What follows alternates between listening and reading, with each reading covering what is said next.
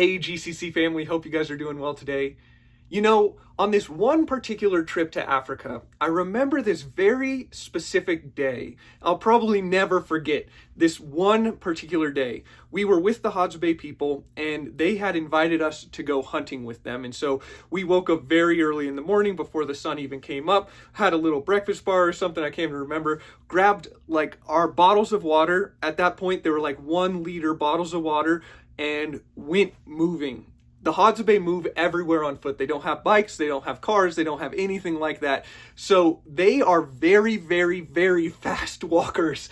Like their walk is kind of the equivalent of a slow jog. So we're jogging basically through this African wilderness. It's hot. It's dry. It's this saltwater valley, and the salt in the ground just zaps the moisture out of the air. It feels almost as if it's zapping it out of your body.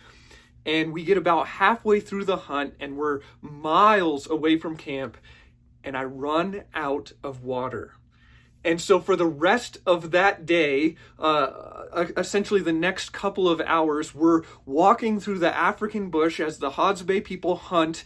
And I have, and Charlie, who was with me at that time, we have basically no water with us. And I got so thirsty.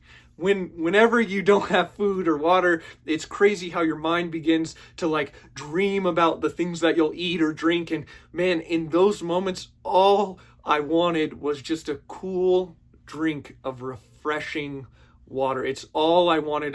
I was longing for it. It like completely overtook my mind. I couldn't remember a time in my life when I was more thirsty than those few hours in the middle of the African bush with no water.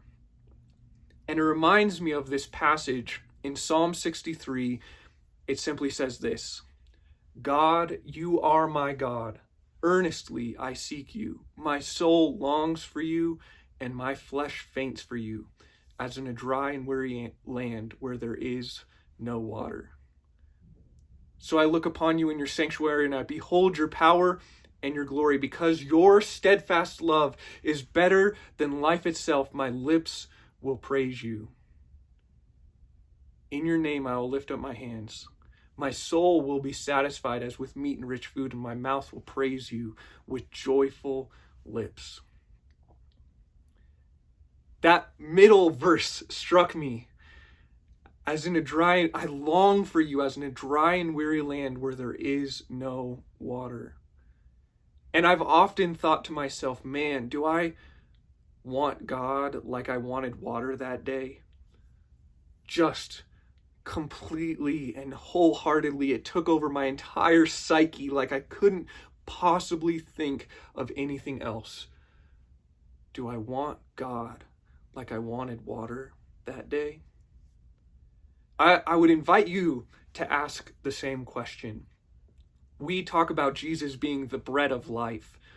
That means that he's our sustenance. That means that when we have nothing else, we've got him. Do we go directly to him as if he is our sustenance? Do we long for him as if we're in a dry and weary land where there is no water?